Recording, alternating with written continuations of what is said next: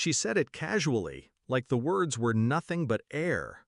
I already got married, Dad. We only invited people who really matter. Her voice cut sharper than any blade. My wife sat beside her, lips curled into that familiar smirk, and added, "Just send the money for the beach house and stop being so dramatic." I stood there, hands trembling in silence.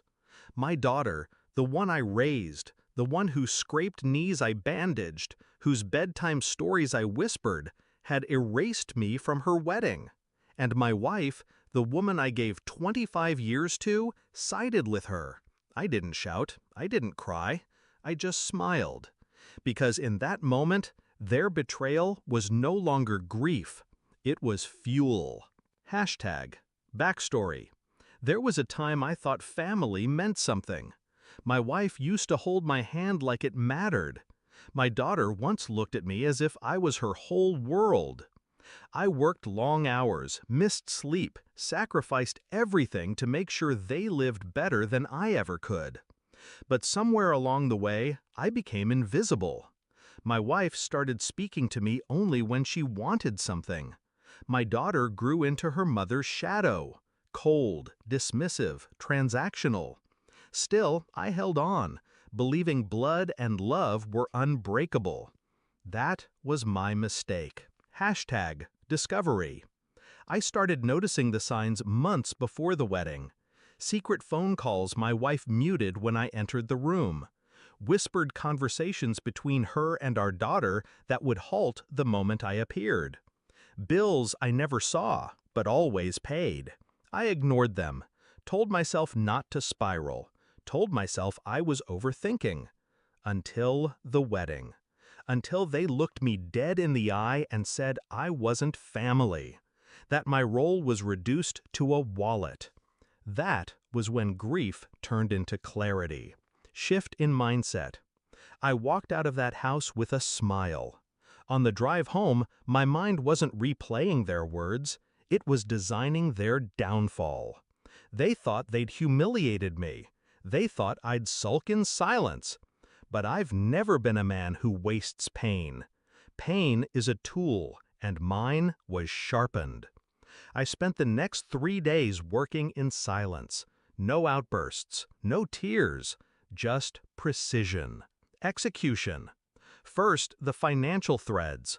I controlled the accounts, though my wife always assumed I never paid attention. She spent, I replenished. But I kept records. Every dollar she siphoned off for her little luxuries. Every loan she slipped our daughter that was never repaid. I froze the joint cards, moved assets into a trust under my sole name. Called the bank, revoked her access, and let the silence do the rest. Then came the legal strike. Years ago, I drew up a will. Everything was supposed to go to them. That changed in one visit to my lawyer. The new beneficiaries? A scholarship fund in my name. My daughter's wedding may have excluded me, but my legacy would exclude her. Finally, the gift. The one that would land at their door 3 days later. Climax. It was a box, wrapped in gold paper, tied with a ribbon. No note, just the weight of consequence inside. My wife found it first. I know because my phone rang that evening and I let it go to voicemail.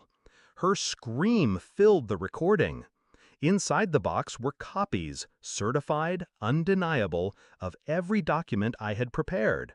The revised will, the trust, the account closures, proof that every safety net they depended on had been severed. And at the very bottom, beneath the papers, was a framed photo. Our last family portrait. The 3 of us smiling. Except, I had cut myself out. Confrontation. The next morning she stormed to my house, my daughter trailing behind her, eyes wide with panic. "You can't do this," my wife spat, voice shaking more from fear than anger. I poured coffee, sat across the table, calm. "You already did this," I said. "The moment you both decided I wasn't part of your lives." My daughter's lips trembled. "Dad, I didn't mean—" "No," I cut in. You meant it. You meant every word. And now you get to live with it. I slid the photo across the table, the empty space where I once stood, staring back at them. That's the family you wanted. Now you have it. Resolution. They left in silence. My wife's bravado shattered, my daughter's eyes wet, but too late. Regret always comes after the damage is done. As the door closed, I felt it. Not sorrow, not loss, relief. For years, I clung to a family that no longer existed. I mistook blood for loyalty, mistook presence for love. But betrayal has a way of stripping illusions bare. Now, the silence in my house is clean. The air is lighter. My future is mine again. I gave them a gift, yes, but the real gift was for myself. Freedom, and I don't intend to waste it.